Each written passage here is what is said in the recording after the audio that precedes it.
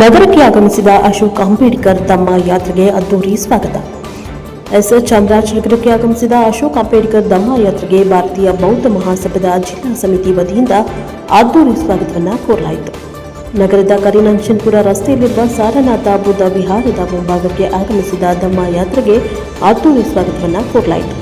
ಈ ಸಂದರ್ಭದಲ್ಲಿ ಭಾರತೀಯ ಬೌದ್ಧ ಮಹಾಸಭಾದ ಕರ್ನಾಟಕ ರಾಜ್ಯ ಶಾಖೆ ದಕ್ಷಿಣ ವಿಭಾಗದ ಅಧ್ಯಕ್ಷ ಸಿದ್ದರಾಜು ಮಾತನಾಡಿ, ರಾಷ್ಟ್ರೀಯ ಧಮ್ಮ ಯಾತ್ರೆ ಸಮಿತಿಯ ವತಿಯಿಂದ ಸೆಪ್ಟೆಂಬರ್ 7ರಿಂದ ಆಗಸ್ಟ್ 1 ತನಕ ಕೇರಳ ಧಮ್ಮ ಭೂಮಿಯಿಂದ ನಾಗಪುರ ದೀಕ್ಷೆ ಭೂಮಿಯ ತನಕ ಕೇರಳ, ತಮಿಳುನಾಡು, ಪಾಂಡಿಚೇರಿ, ಕರ್ನಾಟಕ, ಮಹಾರಾಷ್ಟ್ರ, ತೆಲಂಗಾಣ ರಾಜ್ಯಗಳಲ್ಲಿ ಸಂಚರಿಸಿ ಆಗಸ್ಟ್ 1ರಂದು ನಾಗಪುರ ದೀಕ್ಷಾ ಭೂಮಿ ತಲುಪಲಿದೆ. ಇದರ ಉದ್ದೇಶ ಅಂಬೇಡ್ಕರ್ ಅವರ ಪ್ರಬುದ್ಧ ಭಾರತ ನಿರ್ಮಾಣವಾಗಿದೆ ಎಂದರು.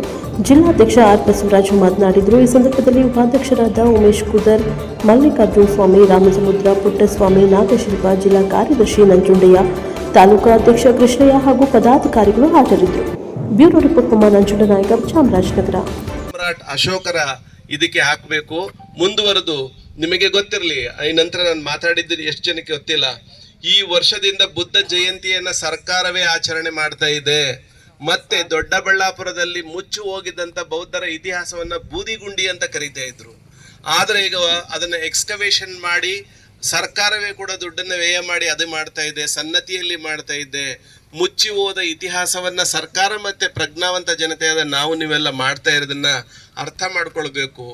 ಈ ನಾಡಿನಲ್ಲಿ ಮಗಧ ಮತ್ತು ಮೌರ್ಯ ಸಾಮ್ರಾಜ್ಯದ ಸರಿಸುಮಾರು 84,000 ಶಿಲಾಶಾಸನಗಳನ್ನ ನಾವು ಅರ್ಥ ಮಾಡಿಕೊಂಡು ಪುಸ್ತಕಗಳ ಮುಖೇನ ಅದನ್ನ ತಿಳ್ಕೊಳ್ಬೇಕಾಗಿದೆ.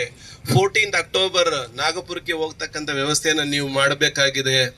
ಮತ್ತೆ 2ನೇ ತಾರೀಕು ಅದು ವಿಜಯದಶಮಿ ಅಲ್ಲ, ಕುರಿ ಕೋಳಿ ಕುಯ್ಯುವ ಹಬ್ಬ ಅಲ್ಲ, ಅದು ಸಾಮ್ರಾಟ್ ಅಶೋಕರು ಶಸ್ತ್ರಾಸ್ತ್ರವನ್ನ ತ್ಯಜಿಸಿದಂತ ದಿನವನ್ನ ಅದರ ಸಂಸ್ಮರಣೆಗಾಗಿ ಮಾಡ್ಲಿಕ್ಕೆ ನಾವು ನೀವೆಲ್ಲ ಕೂಡ ಜನಮಾನಸದಲ್ಲಿ ಬಿತ್ತಬೇಕು ಅಂತ ಹೇಳ್ತಾ, ಇವತ್ತು ಈ ಯುದ್ಧ ಬೇಡ ಶಾಂತಿ ಬೇಕು, ಅದರ ನಮ್ಮ ಕಾರ್ಯಭಾರಿ ಅಥವಾ ರಾಯಭಾರಿ ಸಾಮ್ರಾಟ್ ಅಶೋಕ 2,500 ವರ್ಷಗಳಿಂದ ಈ ನೆಲದಲ್ಲಿ ಹುಟ್ಟಿದ ಪ್ರತೀಕವಾಗಿ, ಕುರುಹಾಗಿ, ಐತಿಹಾಸಿಕವಾಗಿ ಉಳಿದಿದ್ದಾರೆ. ಅವರನ್ನ ಮುಂದುವರಿಸೋಣ. ಅವರ ತತ್ವಾದರ್ಶಗಳನ್ನ, ಧಮ್ಮ ಸಂದೇಶಗಳನ್ನ, ಅವರು ಕರ್ನಾಟಕದಲ್ಲಿ ಸುಮಾರು 17 ಸ್ಥಳಗಳಲ್ಲಿ ಇದ್ದು ಹೋದಂತ ಇತಿಹಾಸ ಇದೆ. ಅದು ನಮ್ಮ ಮಸ್ಕಿಯಲ್ಲಿ, ಅದು ನಮ್ಮ ದೀಕ್ಷಾಭೂಮಿಯಲ್ಲಿ ಇವರ ಸಂದೇಶವನ್ನೊಳಗೊಂಡು ಮುಕ್ತಾಯ ಆಗುತ್ತೆ. 14 ಅಕ್ಟೋಬರ್ 1956ನೇ ಇಸವಿಯಲ್ಲಿ ಬಾಬಾ ಸಾಹೇಬ್ ಅಂಬೇಡ್ಕರ್ ಅವರು ಸರಿಸುಮಾರು 8 ಲಕ್ಷಕ್ಕೂ ಮಿಗಿಲಾದ ಅನುಯಾಯಿಗಳ ಜೊತೆಗೂಡಿ ಧಮ್ಮದೆಡೆಗೆ ಮರಳಿ ಮನೆಗೆ ಧಮ್ಮದೆಡೆಗೆ ಅಂತ ಹೋದ್ರು. ಕಾರಣ ಯಾಕಂತ ಹೇಳಿದ್ರೆ, ಈ ಹಿಂದೂ ಧರ್ಮದಲ್ಲಿನ ಅಸಮಾನತೆಯನ್ನ, ಅಸ್ಪೃಶ್ಯತೆಯನ್ನ, ಹೀನಾಯ ಬದುಕನ್ನ ತೊರೆದು ನಮ್ಮದೇ ಆದ ಈ ನೆಲದ ಧಮ್ಮವಾದ ಬುದ್ಧ ಧಮ್ಮಕ್ಕೆ ಓದೋದರ ಪ್ರಯುಕ್ತ ನಾವಿವತ್ತು ಬುದ್ಧ ವಿಹಾರವನ್ನ ಕಟ್ಟಿ ಬೌದ್ಧಾನುಯಾಯಿಗಳಾಗಿ ನಾವಿವತ್ತು ಸಣ್ಣ ಪ್ರಮಾಣದಲ್ಲಿ ಆದ್ರೂ ಹೀಗೆ ಒಗ್ಗಟ್ಟಾಗ್ತಾ ಇದ್ದೇವೆ. ಮುಂದೊಂದು ದಿನ ಇದು ಒಂದು ದೊಡ್ಡ ಪ್ರವಾಹವಾಗಿ ಒಂದು ಪ್ರಬುದ್ಧ ಭಾರತವನ್ನ ನಿರ್ಮಾಣ ಮಾಡಲಿಕ್ಕೆ ಪ್ರವಾಹದ ರೀತಿನಲ್ಲಿ ನಾವೆಲ್ಲ ಒಗ್ಗೂಡ್ತೇವೆ. ಇರಬಹುದು, ನಮ್ಮ ಆಯಸ್ಸು ವಯಸ್ಸು ಕಡಿಮೆ ಇದ್ದಿರಬಹುದು, ಆದರೆ ಈ ಭವಿಷ್ಯದ ಮುಂದಿನ ಪೀಳಿಗೆ, ಯುವ ಜನತೆ, ವಿಶೇಷವಾಗಿ ಹಣತೆಯನ್ನ ಹಚ್ಚುವಂತ ಮಹಿಳೆಯರು ಧಮ್ಮ ದೀಪವನ್ನ, ಬುದ್ಧಾಂಡೀಸ್ ಧಮ್ಮವನ್ನ ಅರ್ಥ ಮಾಡಿಕೊಂಡು ಹಚ್ಚುತ್ತಾರೆ ಅನ್ನೋ ಭರವಸೆ ಮೇಲೆ ಇವತ್ತು ಅತೀವ ಸಂತೋಷದಿಂದ ಈ ಚಾಮರಾಜನಗರ ಪಟ್ಟಣದಲ್ಲಿ ನಾವು ಬಹಳಷ್ಟು ಪಟ್ಟಣಗಳನ್ನ, ಹಳ್ಳಿಗಳನ್ನ ನೋಡ್ತಾ ಇದ್ದೇವೆ. ಇಲ್ಲಿ ಯಾವ ಉನ್ಮಾದವೂ ಇಲ್ಲ. ಅಲ್ಲಿ ಇದೆ, ನಾವು ವಿದ್ಯಾವಂತರು, ನಾವು ತಿಳ್ಕೊಂಡಿದ್ದೇವೆ, ನಾವು ಅಂತೇಳಿ ಪಂಗಡವಾಗಿ ಬದುಕುವಂತ ವ್ಯವಸ್ಥೆಯನ್ನ ಹಲವಾರು ಪಟ್ಟಣಗಳಲ್ಲಿ ನೋಡಿದ್ವಿ. ಆದ್ರೆ ನಮ್ಮ ಚಾಮರಾಜನಗರದಲ್ಲಿ ಭಾವೈಕ್ಯತೆಯ ಒಂದು ಶಿಬಿರವಿದ್ದ ಹಾಗೆ ಈ ಊರಿದೆ. ನನಗೆ ಅತಿ ಮೆಚ್ಚಿನ ಊರು. ಮೊನ್ನೆ ಸಂಜೆ ನಾವಿಲ್ಲಿಗೆ ಬರಬೇಕಾಗಿತ್ತು. ಸಾಮ್ರಾಟ್ ಅಶೋಕರವರ ಪ್ರತಿಮೆ ನಮ್ಮ ಊರಿಗೆ ಬಂದಿರೋದು ನಮ್ಮೆಲ್ಲರಿಗೂ ಒಂದು ಸಂತೋಷದ ವಿಚಾರ. ಬಂಧುಗಳೇ, ಅವರು ಆ ಯುದ್ಧ ನಂತರ, ಆ ಯುದ್ಧಕ್ಕೂ ಮೊದಲೇ ಚಂಡ ಅಶೋಕ ಆಗಿದ್ದಂಥವರು ಧಮ್ಮ ಅಶೋಕ ಆಗ್ತಾರೆ. ಈ ಧಮ್ಮ ಅಶೋಕ ಆದ್ಮೇಲೆ 84,000 ಸ್ತೂಪಗಳನ್ನ ಈ ದೇಶದಾದ್ಯಂತ, ಅಖಂಡ ಭಾರತದಾದ್ಯಂತ, ಈ ಪ್ರಪಂಚದಲ್ಲಿ ಯಾರು ಕೂಡ ಚಕ್ರವರ್ತಿ ಅನ್ಸ್ಕೊಳ್ಳೋರು ಯಾರು ಇಲ್ಲ. ಎಂಪರರ್ ಅಂತ ಯಾರು ಕೂಡ ಯಾರನ್ನೂ ಕರೆದಿಲ್ಲ ಇಲ್ಲಿ ದೇಶದಲ್ಲಿ, ಈ ಪ್ರಪಂಚದಲ್ಲೇ ಕರೆದಿಲ್ಲ. ಸಾಮಾನ್ಯವಾಗಿ ಅಶೋಕರವ್ರನ್ನ ಚಕ್ರವರ್ತಿ ಅಂತ ಕರೀತಾರೆ. ಯಾಕೆಂದ್ರೆ ಅವರ ಆಡಳಿತ ಆ ಮಟ್ಟಕ್ಕಿತ್ತು. ಅವ್ರು ಹೇಗೆ ಹೇಳ್ತಿದ್ರು ಅಂದ್ರೆ, ನಾನು ಊಟ ಮಾಡ್ತಾ ಇರ್ಲಿ, ಈ ಶಯನ ಗೃಹದಲ್ಲಿ ಇರಲಿ ಅಥವಾ 24 ಗಂಟೆ ನನ್ನ ಪ್ರಜೆಗಳಿಗಾಗಿ ನನ್ನ ಅವರ ಆಹ್ವಾನವನ್ನ ಮಾಡ್ತೇನೆ ಅಂತಕ್ಕಂಥ ಒಂದು ಮಾತನ್ನು ಹೇಳ್ತಾರೆ ಅಶೋಕ. ಅವರ ಅಶೋಕ ಅಂದ್ರೆ ಹೆಸರೇನಪ್ಪ ಅಂದ್ರೆ ಶೋಕನೇ ಇಲ್ಲದೆ ಅಂತಕ್ಕಂಥದ್ದು. ಅಶೋಕ ಅಂದ್ರೆ ಶೋಕ ಇಲ್ಲ ಅಂತಕ್ಕಂಥದ್ದು. ಅವ್ರನ್ನ ದೇವನಾಂಪ್ರಿಯ ಅಂತ ಬಿರುದು ಕೊಟ್ಟರು, ನಾರ್ದನ್ ಸ್ಟಾರ್ ಅಂತ ಕರೀತಾರೆ. ನಾರ್ದನ್ ಸ್ಟಾರ್ ಅಂತ ಗೊತ್ತೇ ನಿಮ್ಗೆ, ಧ್ರುವ ನಕ್ಷತ್ರ, ಉತ್ತರ ಧ್ರುವದಲ್ಲಿ ಇರ್ತಕ್ಕಂಥ ನಕ್ಷತ್ರಕ್ಕೆ ಹೋಲಿಕೆಯನ್ನು ಮಾಡ್ತಾರೆ. ಯಾಕೆಂದ್ರೆ ಅಷ್ಟು ಆಡಳಿತವನ್ನ ನಡೆಸಂತ ಮಹಾರಾಜ ಅಶೋಕ ಚಕ್ರವರ್ತಿ. ಬಂಧುಗಳೇ, ಪ್ರಜೆಗಳಿಗಾಗಿ ಅವರು ಹಗಲಿರುಳು ಶ್ರಮಿಸಿದಂಥವರು, ಜೊತೆಗೆ ಒಳ್ಳೆ ಆಡಳಿತವನ್ನ ಕೊಟ್ಟಂತ, ಈ ಪ್ರಪಂಚಕ್ಕೇನೆ ಹೆಸರುವಾಸಿಯಾದಂಥ ಅಶೋಕರವ್ರನ್ನ ನಾವಿವತ್ತು ನಮ್ಮ ಒಂದು ಸೌಭಾಗ್ಯ, ನಾವೆಲ್ಲರೂ ಇವತ್ತು ಅವರಿಗೆ ಇದನ್ನ ಸಾಮ್ರಾಟ್ ಅಶೋಕರ ವಿಜಯ ಯಾತ್ರೆ ಅಂತಾನೆ ನಾವು ಭಾವಿಸ್ಕೊಳ್ಳೋಣ. ಕಳಿಂಗ ಯುದ್ಧದ ನಂತರ, ಕ್ರಿಸ್ತ ಪೂರ್ವ ಎರಡನೇ ಶತಮಾನದ ಕಳಿಂಗ ಯುದ್ಧದ ನಂತರ ಅವರಿಗೆ ಮನಪರಿವರ್ತನೆಗೊಂಡು, ನೋಡಿ ರಾಜರುಗಳು ಖಡ್ಗವನ್ನ ಮೇಲೆ ಮಾಡ್ತಾರೆ, ಅಶೋಕರ ಖಡ್ಗ ನೋಡಿ ಇಲ್ಲಿ ನೋಡಿ ಏನಿದೆ ಅಂತ ಹೇಳಿ ಅದನ್ನ ಕೆಳಮುಖ ಮಾಡಿದ್ದಾರೆ.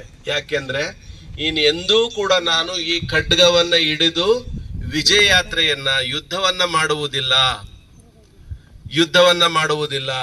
ಯಾಕೆ ಯುದ್ಧ ಮಾಡೋದಿಲ್ಲ ಅಂತ ಹೇಳಿದ್ರೆ, ಯುದ್ಧದಿಂದ ಮಾನವ ಹತ್ಯೆ ಆಗ್ತದ, ನರಳಾಟಗಳು ಜಾಸ್ತಿ ಆಗ್ತದ, ಸಂಪತ್ತಿನ ಹಾನಿ ಆಗ್ತದ, ಶಾಂತಿ ನೆಲೆಸಲ್ಲ. ಜಗತ್ತು ಯಾತಿಕ್ಕಾಗಿ ಈಗ ವಿಶ್ವಸಂಸ್ಥೆ ಹೆಣಗ್ತಾ ಇದೆ ಅಂತ ಹೇಳಿದ್ರೆ, ಯುದ್ಧ ಬೇಡ, ನಮಗೆ ಶಾಂತಿ ಬೇಕು, ಮಾನವ ಪ್ರೀತಿ ಬೇಕು ಅನ್ನುವ ಕಾರಣಗಳಿಗಾಗಿ.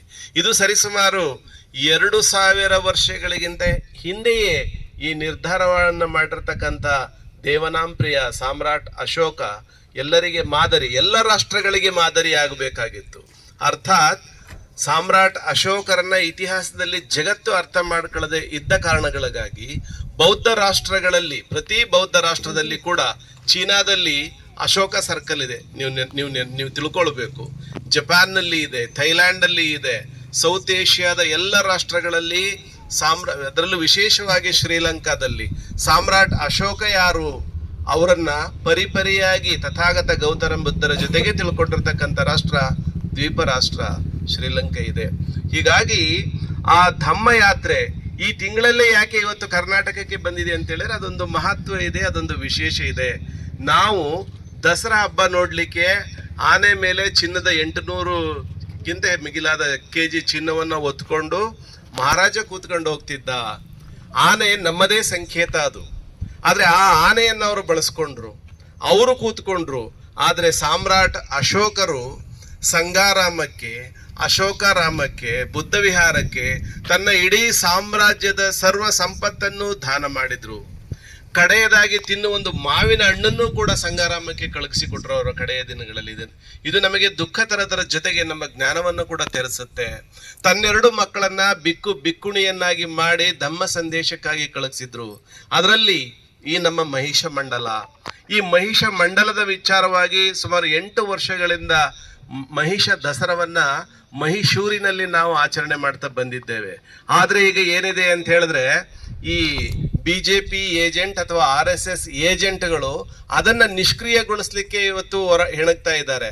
ಆದ್ರೆ ನಾವ್ ಹೇಳ್ತೇವೆ, ಇತಿಹಾಸವನ್ನಷ್ಟೇ ಹೇಳ್ತೇವೆ ಹೊರತಾಗಿ ಯಾರ ವಿರುದ್ಧ ವೈರತ್ವವಿಲ್ಲ, ನಮಗೆ ವೈರತ್ವವಿಲ್ಲ. ಅದು ಈ 24ನೇ ತಾರೀಕು ಬುಧವಾರ ಮೈಸೂರಿನ ಪುರಭವನದಲ್ಲಿ ಆ ಮಹಿಷ ದಸರಾ ಕೂಡ ನಡೆಸುತ್ತೆ.